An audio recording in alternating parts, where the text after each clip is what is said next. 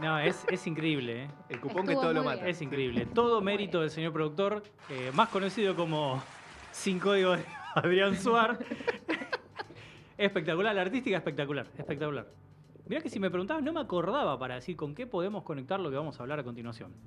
Me refiero a... Es excelente. ¿Gustavo o el Cepa? Gustavo y el Cepa. Ah, ¿por qué elegir si se puede todo? Por supuesto, ¿para qué? Y también una historia donde se quedan sin nada. Me refiero a la historia que podemos ver en la plataforma de Max. Ah, déjense joder.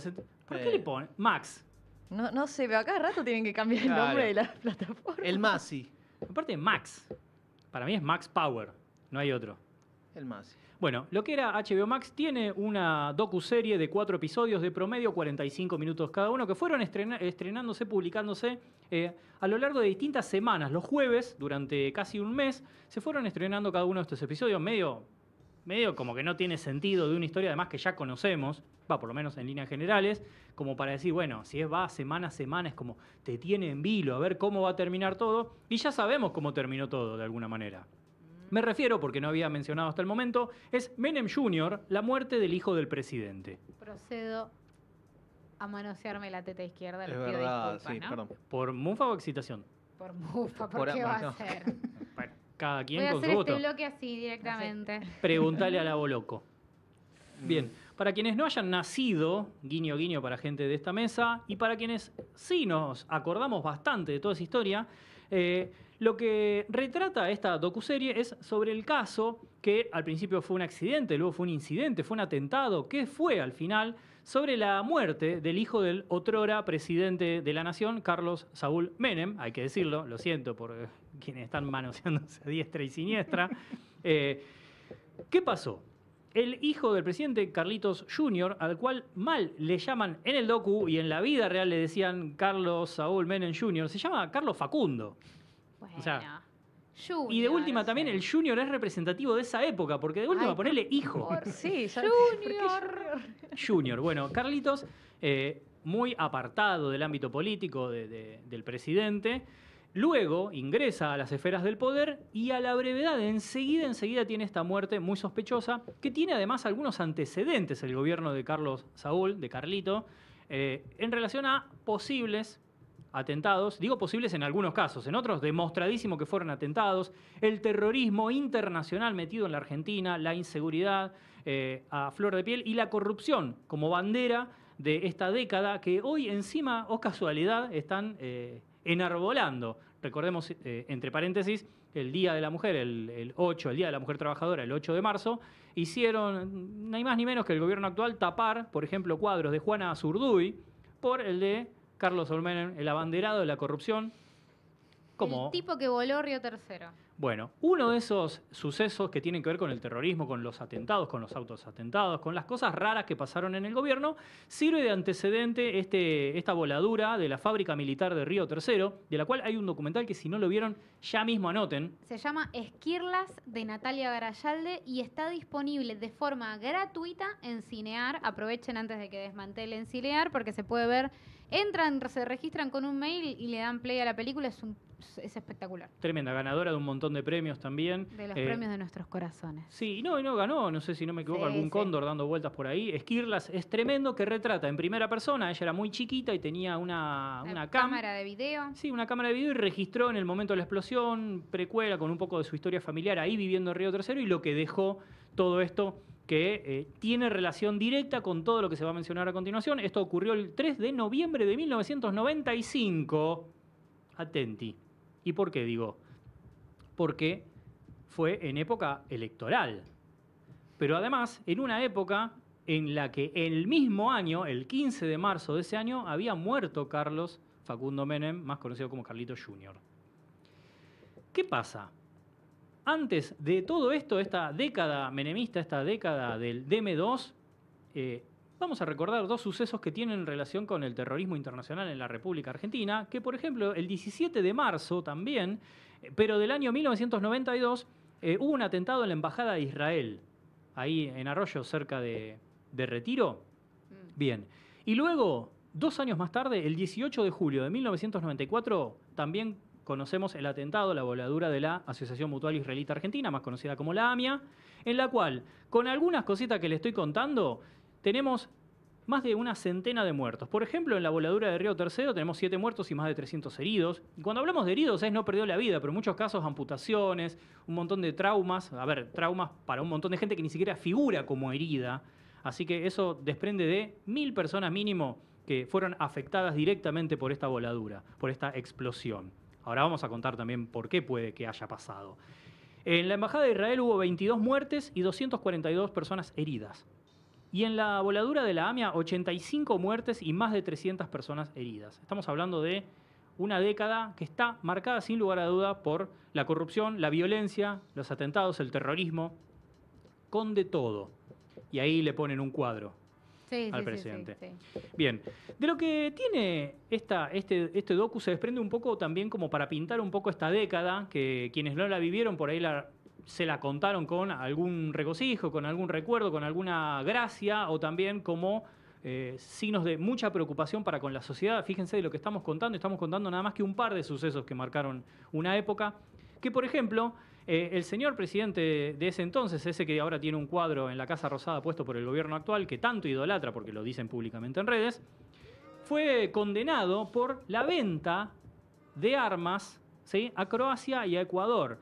Venta de armas que vos decís, bueno, un gobierno, un Estado puede vender armas. Lo que pasa es que Argentina había firmado un pacto de no violencia y estaba vetado a nivel internacional venderle armas a lugares donde estaba en conflicto. Como por ejemplo con el principal que estamos mencionando, el de Croacia, con la ex Yugoslavia y todo lo que pasaba con esa guerra en Europa del Este. La venta consistió básicamente en 6.500 toneladas de armas y de municiones, de forma de Cayetano, sin decir nada, prohibido además, y a partir de tratar de borrar evidencias, ¿sí?, para que digan, che, están investigando esta venta ilegal.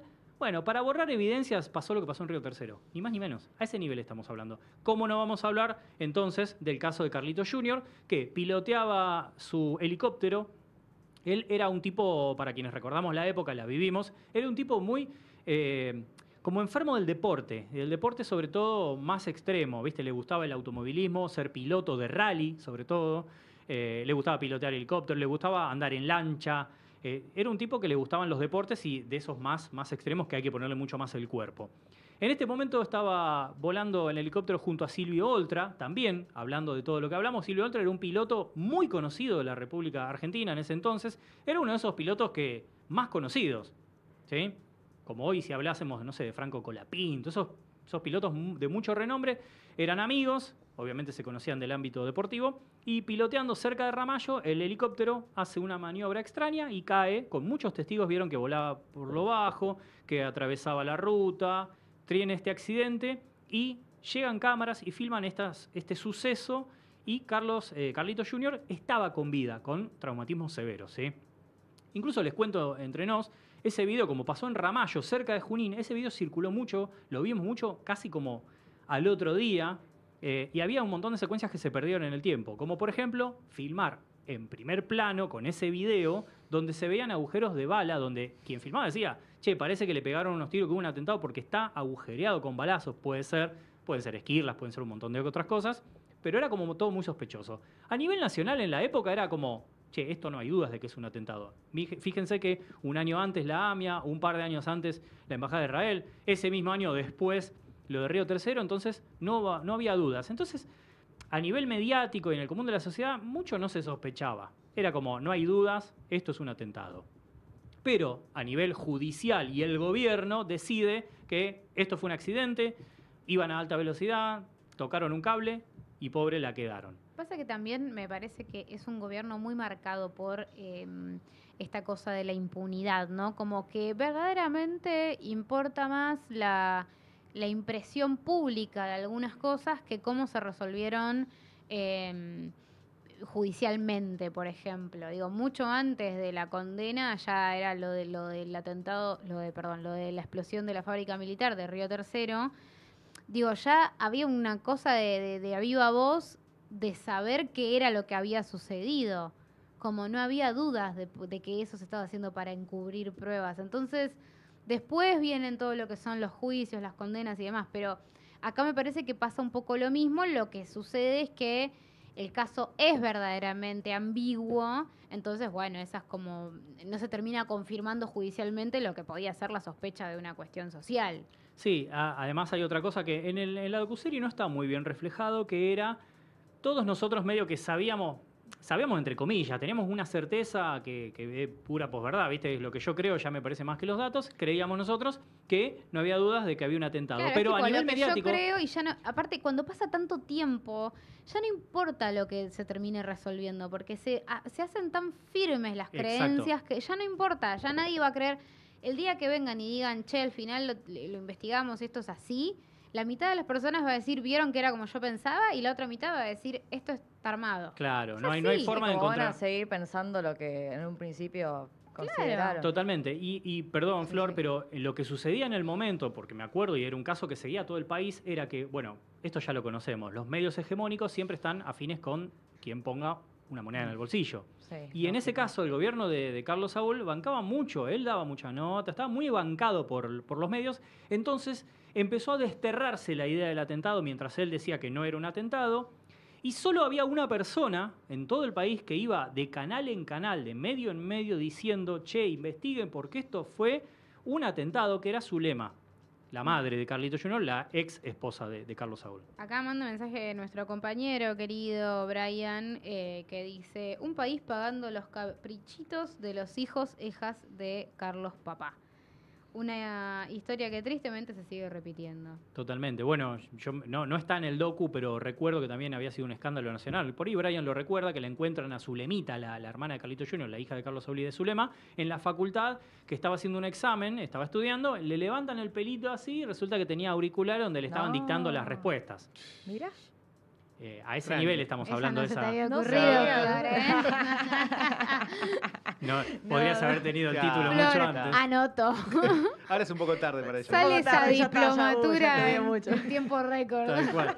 Bueno, así estaba marcado todo, era tremendo. Bueno, y la docuserie se enfoca en estos dos caminos. En ese sentido hay que darle mucho crédito a este contenido. ¿Por qué? Porque encara las dos hipótesis de que fue un atentado, va a seguir la línea, va a recorrer muy lenta y detenidamente en esa hipótesis que es la que sostenía Zulema, que era un atentado, con testimonios de periodistas, de jueces, etcétera, etcétera, incluso gente metida dentro de las embajadas, hasta abrimos el camino de lo que puede ser Hezbollah, la vinculación con Irán, con el Líbano, con Israel misma, con Estados Unidos, y por otro lado, también va a seguir casi en línea paralela y con la misma cantidad de tiempo en pantalla, obviamente no hice la estadística, pero a simple vista podemos notar eso, la idea de que fue un accidente por impericia, por negligencia, por un montón de motivos. En el medio, Sí. un montón de cosas que nos van a llevar a un lado y al otro. A mí el docu, la verdad que me gustó. Yo no conocía, la verdad, sobre la Bueno, historia. te envidio, eso de enterarse una historia así desde Fue cero. como de la primera vez que me interioricé a partir del docu. Y creo que estaba bueno esto de que realmente te plantea la duda, porque vos estás mirando y decís, no, bueno, sí, fue un accidente. Pues decís, no, bueno, fue un atentado, no, un accidente, ¿no? Un atentado. Es como que todo el tiempo te genera como ese suspenso mismo a lo largo de la historia, y me parece que está bueno como lo cuentan, porque se hace como, bueno, interesante, un poco como lo sostiene también todas las entrevistas que hacen, tiene información, no es que lo sacan de la nada lo que están mostrando. Y bueno, también algo que me sorprendió, y no sé si tanto, es esto, ¿no? De que justo después de que pasa, gana la reelección, ¿no? Como hasta Bueno. entras a pensar, ¿será que no quiero ser mala con mi Uy, pensamiento, ya va pero a no será sumar que alguien No- tercera cercano, No te alcanzan teoría. las teorías Claro. conspiranoias. alguien cercano lo hizo para que saliera reelecto? Es que puede ser, bueno, que Carlos Saúl, los mandatos antes de que él reforme la Constitución duraban 6 años, por lo cual fue electo en el 89 con elecciones anticipadas. Recuerden que Alfonsín tuvo que entregar el mandato porque don Héctor Manieto le dijo que ser presidente era un cargo menor y aquí iba que irse. Del 89 al 95, el primer mandato de Carlos Saúl, del 95 al 99, y él, no nos olvidemos que, bueno, por una cuestión de que no se podía reformar, lo cuenta un poquito el docu, no podía tener un tercer mandato. Entonces, no gana porque no se puede presentar. Pero no nos olvidemos que terminó ganando las elecciones, que terminó por tener como presidenta a Néstor Kirchner. Carlos Saúl había sacado 23% y Néstor 22%. Sí. O sea que podría haber sido el presidente que decide, cuando van al balotaje, darse baja porque veía que ante el mano a mano, mucha gente que por ahí recordaba todo lo que fue su década, se iba a inclinar y dijo, yo no voy a perder una elección. Así que técnicamente nunca perdió una elección. Y fíjense, todo lo que vivimos, bueno, Flor lo viste con más novedad que por ahí Sí. que otro, pero todo lo que vivimos, eso era diario. Y así todo, nada, la impunidad. No me digas, Diego, ¿había un momento en el que todos los días había una mala noticia? ¿Cómo puede ser? No me lo puedo imaginar vivir así. ¿No? Qué loco, qué loco. Igual es muy Argentina, nunca importante. te aburrirías. Es muy importante el rol de los medios en ese juego de luces de colores que siempre hacían y siempre lo mostraban a él desde su parte más que llegaba al público. De rockstar. Sí, de rockstar. Era un justamente. Y eso le gustaba al común de la gente. Y eso es lo que mostraban y la gente se perdía en eso. Sí, sí, totalmente. Voy a decir una cosita sobre el documental. Digo, me parece que esto que dice Flor es así. Digo, va a fondo con las dos cuestiones, con las dos ideas. Y me parece que eso es lo que lo hace mejor. Porque uno a veces busca este tipo de historias como para tratar de reafirmar lo que uno mismo piensa y decir, bueno, este documental viene a demostrarme lo que yo creo, ¿no? Y se la juega por decir, no vamos a sentenciar ninguna de las dos cosas porque lisa y llanamente hay elementos para confirmar y desmentir ambas. Entonces, todo el tiempo está tirando bombas y al mismo tiempo las está refutando con personas que están de los dos lados. Entonces, eso me parece que podía haber caído en la tentación, más ahora también padre muerto, digo, podría haber caído en la tentación de ir a fondo con la versión de Zulemita, que aparte es como una, Zulema, perdón, Zulema y Zulemita. Sí. Que aparte, bueno, nada, tiene todo un trasfondo que es muchísimo más interesante para pensarlo desde la conspiración, ¿no? Como, bueno, pasó esto, pasó lo otro, la madre tiene razón y va a decir la verdad.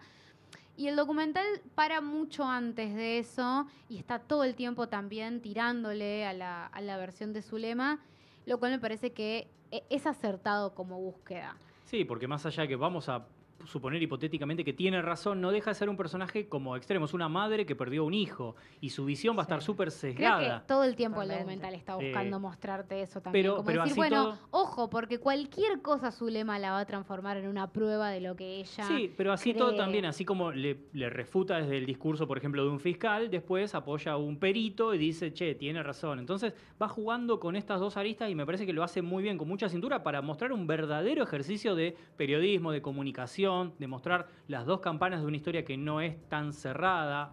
Y algo que mencionó Flor que me interesa porque algo que cuestionaba de esta docuserie era una historia medio que yo sabía todo. No me ofrecía mucho de lo nuevo. Pero esto me sirve porque uno a veces da por sentado que uno es el público o de que todos estamos en la misma. Entonces, ahí es donde ahora entonces le doy un poco más de valor a esta docuserie para contarle a nuevas generaciones que por ahí no tienen ni idea de lo que pasó. Entonces, está bueno que vaya al fondo, detallado, Sí. y que se tome capítulos y capítulos para contar un poco ese Sí, y escenario. esto de que no lo sentí como sesgado, bueno, por una o por otra posición, sino que fue como un documental que te genera más preguntas que respuestas. Te da como ahí algunos ítems para ir pensando, pero te quedas como, bueno, ¿y cuál es al final la verdadera cuestión, no? Tremendo. Lo único que le cuestionaría, sí, en esos términos, es esta decisión de lanzar los episodios semanalmente, porque más allá de que conozcas o no conozcas la historia, no deja de ser un documental basado en algo de lo que sobra material para ir a buscar a internet inmediatamente.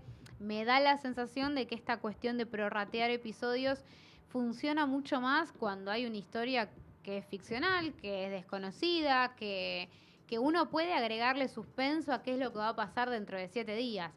En un documental sobre algo tan conocido, creo que no le suma, sino que había que hacer un esfuerzo en decir, bueno, me tengo que acordar que tengo 4 semanas que estar atenta a cuando sale el nuevo episodio, uno porque lo hace. No sé cómo funcionará eso en otras personas. Me parece más efectivo tenerlos todos disponibles. Sí, de hecho, no sé si capaz fue el mejor formato hacerlo tipo docu-serie. Podría haber sido un documental, un largo y listo. Sí, 1 o 2 horas y pico. Sí, Bueno, pero por totalmente. cómo va en detalle ahí no, me parece más en la publicación está el Claro. problema.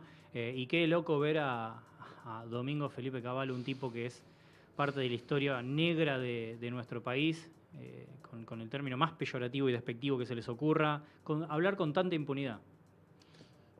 Y bueno, es el lugar también que le está dando ahora Sí, el ese remedio de presidente que testimonio, tenemos. ese tipo, un par de años atrás, no sé si lo hubiese podido dar No. así tan libremente. Era un paria. Pero bueno, es parte de esa básicamente. historia también. Y por suerte esa impunidad en este sentido solamente está bueno porque no habla con ningún cassette. Y te cuenta así como, sí, llamaban, tal, hacían tal cosa. En fin. Menem Jr., la muerte del hijo del presidente. Pueden encontrar los 4 episodios en Max, ya están publicados y va saliendo uno por semana. Esperamos hasta que termine para hablar de ello, con un promedio de 45 minutos. Y bueno, es cuestión de darle estrellitas y de hablar seguramente en lo sucesivo. Mira, con esta actualidad nunca está de más volver a mencionar ciertas cosas. Eso fue la década de los 90, Flor. Sí, qué bueno que no la viví tanto, ¿no? O sea, con conciencia. Coincido. Igual, acá vamos. Allá vamos. Here we go again. Sí, ¿no? Por las dudas, por si no la viviste, ahora no vas a tener la Sí, oportunidad. sí. Full experience. Demasiadas remakes. Yo no quería Sí. esta remake. Sí, Es increíble vivir una mezcla de los 70 y los 90 en una sola. Bueno, no importa, eso lo charlaremos seguro más adelante. Ahora es momento de darle estrellitas. Para mí, tiro en la mesa 4 estrellas. La rebanco. Ah, yo le iba a dar 3. Yo iba a dar 3 también. Me convencieron. Re fácil. Me gusta cómo mantenés. Arrugó inmediatamente. Está bien, no, tiene razón. Y las anotó. Sí, cuando tiene razón, tiene razón. Así que 3 estrellitas queda Menem Jr. Y no sé por qué estaba emocionado después de lo que se habló. Bueno, respiren profundo porque esto sigue y hay mucho más.